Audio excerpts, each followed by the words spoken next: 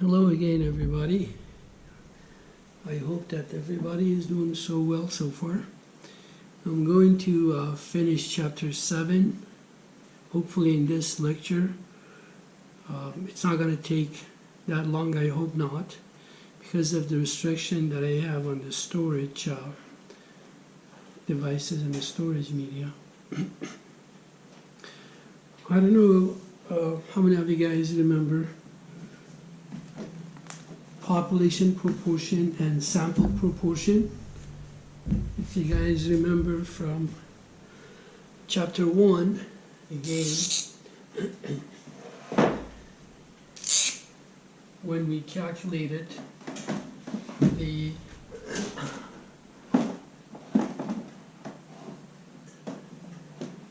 population parameters, we calculated x bar in lowercase s in sample proportion in order to estimate what the mu is, what sigma is, and what lowercase p, point estimators, and population parameters.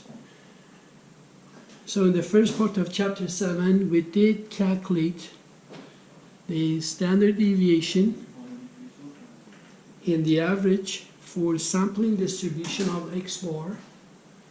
Now in this part of chapter 7, we want to do sampling distribution of p bar. Everything stays the same, the concept is exactly the same, except we're going to use a different formula. For example, the average called expected value of p bar, expected value of p bar is equal to p.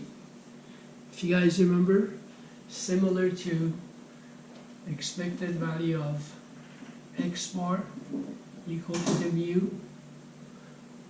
So expected value of p bar is equal to p. This is on slide number 4 of the old PowerPoint presentation. And then slide number 5, we have the formula sigma sub p bar, which is the standard error or the standard deviation of the p bar. So standard error or standard deviation of the p bar, is equal to square root of p, if you guys remember from chapter 1, the proportion, p times 1 minus p divided by n. This is for finite population. This is for finite population. And for infinite population, sigma sub p bar is equal to this p 1 minus p divided by n times finite continuity correction factor, finite population correction factor, finite population correction factor, large N minus small n divided by large N minus 1. So P is the proportion, N is the sample size, and large N is the population size. And again in here, this is for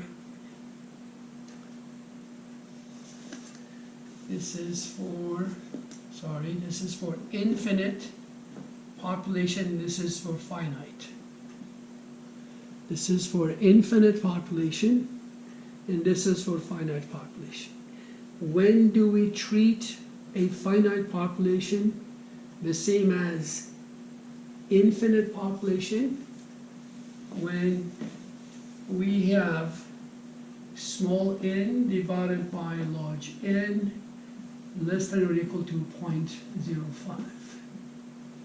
Okay, that's the rule that we always have to follow when we are going to treat a finite population as infinite population. I'm just checking the time. I don't want to go over my limit. And if you want to know, on slide number 6, if we want to know whether we're dealing with a large sample size to have a normal distribution, why are we concerned with the large sample size? Because the large sample size is going to help to have a normal distribution shape. So a normal distribution shape is when we have NP, if you guys remember, and n times 1 minus p, n times 1 minus p, both of them greater than or equal to 5. If you guys remember this from before, from other chapters that we have covered. Now on slide number 8, if you guys remember the example of the St. Andrews College, they wanted to know the number of those students who showed a desire to live on campus. And I think when they calculated that between sample and the entire population, I think for the sample was 0.68 and for the population was 0.72. I'm not quite sure, but anyways, now they are referring to those two proportions, one for the sample and one for the population. And before we start calculating the probability for our sample proportion to be within a range of population proportion, so I don't have to repeat these my lectures anymore. These are recorded. You guys can always play back, right? In order to make sure, but I'll do it again anyway, in order to make sure that we can see whether the sample proportion is within the range of a certain range of population proportion, we have to first make sure that we're dealing with a large sample size. Slide number 9 is using those numbers from St. Andrews College example. N, if you guys remember, N is 30 and P proportion is 0.72. So NP is equal to 30 divided by 0.72, and N times 1 minus P, that will be 30 times 1 minus P, that will be 0.28. So this one is 21.65, 21.6, I'm sorry, 21.6, not 65. And the other one is 8.4. This one is 8.4. So both of them are greater than 5, greater than or equal to 5. That means we can go ahead and treat them as large sample size that generate normal distribution shape on our bull curve. Calculating the sigma sub in order to calculate the probability for our P bar being within a range of P, here is the formula. Z is equal to P bar minus P divided by sigma sub P bar. So sigma sub P bar is equal to P times 1 minus P, P times 1 minus P divided by N. So this is the bottom part of the Z formula. So in that case of the St. Andrews College, slide number 10, sigma sub P bar comes out to be 0.082. This is 0.082. 2. This is, no, sorry, not that one, it's the bottom one. So right here, this sigma sub p bar is equal to 0.082.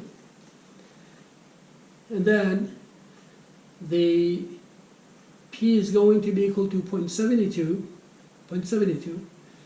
And then we have to go and find out any given value of p bar comparing to the p, like p is 0.72 plus or minus, let's say 0.05, plus or minus 0.02. Then we can go ahead and calculate the probability for each value of p bar.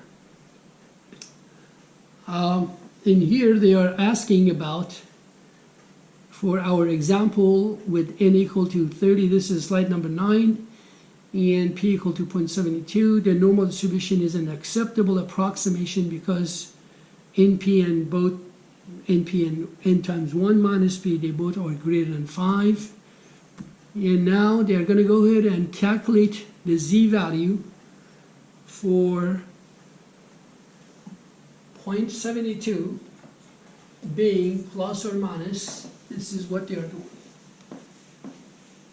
On slide number 11, for this is p, which is 0.72. Okay, they want to see what is the probability that our p bar is going to be within plus or minus 0.05 of the population proportion. So once we do, so in this case, p bar would be, if we added to that, that's going to be 0.77. This is 1 for the plus, and then p bar is going to be 0.67, so minus 0.72. So z is equal to, they are doing it on slide number 11, 0.77 minus 0.72 divided by 0.082, so z is equal to 0.61. For the other side also is going to be the same, but with different, refer to slide number 11, with the different values. So it's going to be z equal negative 0.61, because we add and subtract the same value. So the formula for this is z is equal to 0.77 minus 0.72 divided by the standard deviation is 0.082, that's for that. And for this one, z is equal to 0.75 minus 0.72, I'm sorry, 0.67 minus 0.72 divided by 0.082, and we get two different z's. Then we go to the z table on slide number 12 for 0.61 positive. For 0.61, this is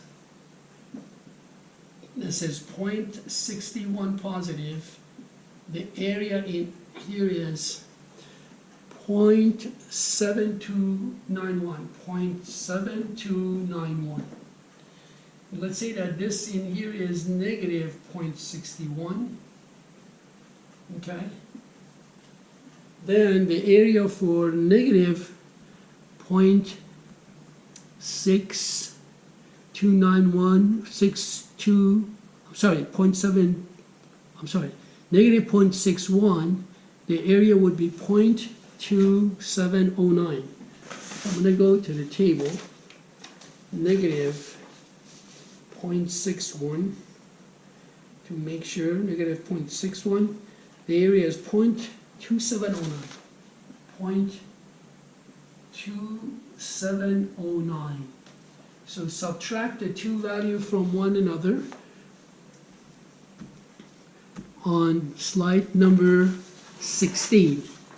Subtract the two value, so 0.7291 minus 2709. The answer is 0.4582. 0.4582. So this is the probability. We say that we are 45.82% sure that our sample proportion is going to be between 0.77 and 0.67, or 0.67 and 0.77. This is how we interpret it. So I have 15 minutes. Now I'm going to run another video to work on the problem. So this is the end of chapter 7, and there are some problems that we are going to work on. Let's see, problem 31 and 35. We want to do just problem number, oh no, we do all three. Problem 31, 35, and 41. You know what, let me just go on and see if I can get it over with this time.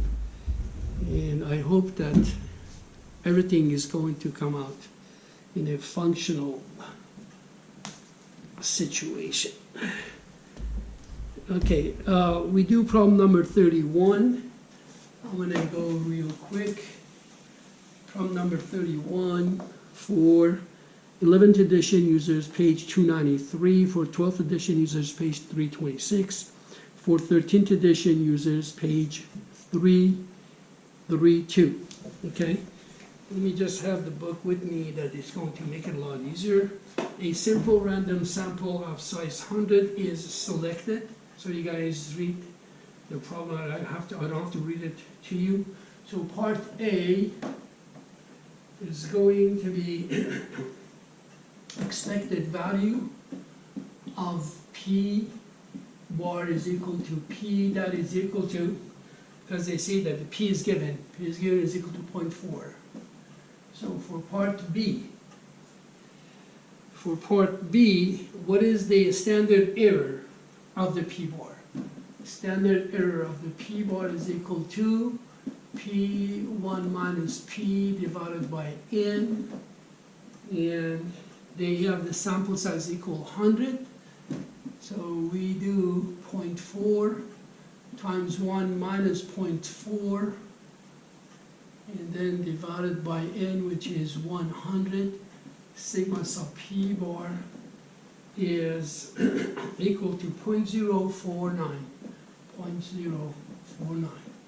For part C, this is problem number 31.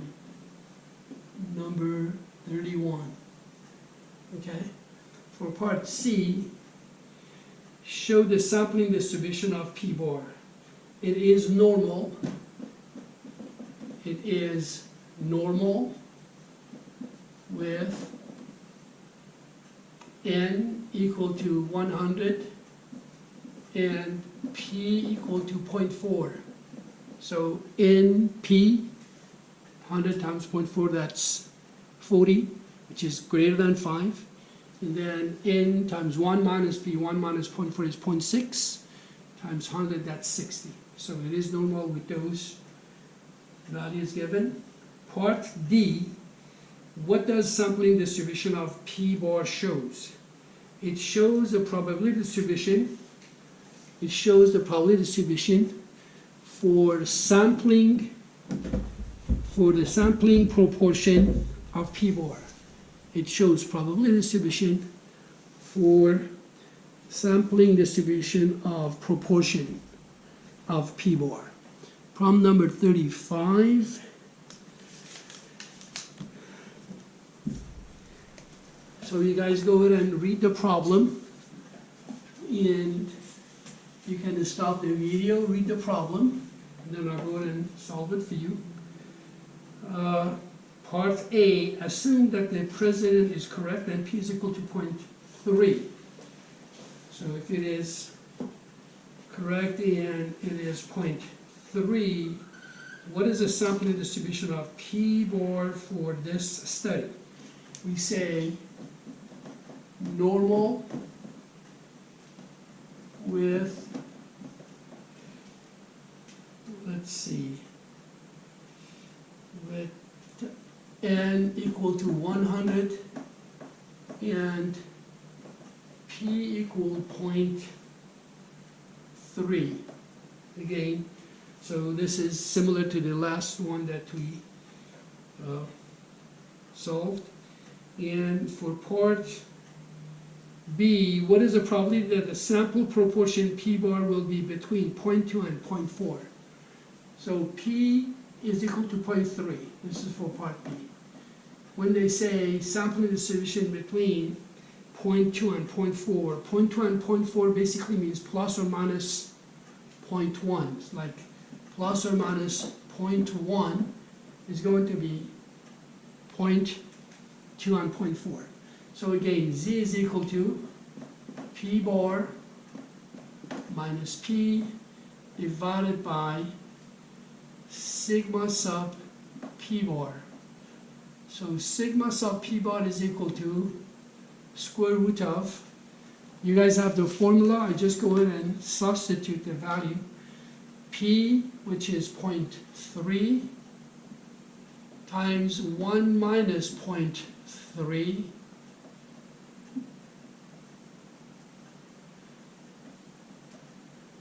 divided by n, which is 100. So the top is one's 0.2, one's 0.4, like 0.4 minus 0.3 divided by whatever this is. I have it written down in here. That is 0.0458. 0.0458. So Z comes out to be equal to 2.18. 2.18. The other side is going to be negative 2.18 because we are add and subtract the same value. All right? So for, now we have to find the probability. The probability for 2.18, the area for 2.18 is 0.9854 minus. The value, the area for this is 0.0146. 0.0146. So the probability would be 0.9708. 0.9708. 23 minutes. Try to wrap it up. What is the probability that the sample proportion will be between 0.25 and 0.35? So I assume that this is, now they say instead of plus or minus 0.1, it's basically part C of the problem number 35. It's basically like plus or minus 0.05. So all you have to do instead of 0.4, you put in once 0.35 minus 0.3, and then divided by this again 0.25 minus 0.3 divided by this, and then you find the Z, and then you go to the Z table the same way that I found those areas, and you subtract from one another, you find the probability. Now let's do problem, that's for part C. So I'm trying to be efficient in my timing. In here, problem number 41. The Food Marketing Institute shows, well, I assume that you guys have read this. Let's do part A. So we do part A.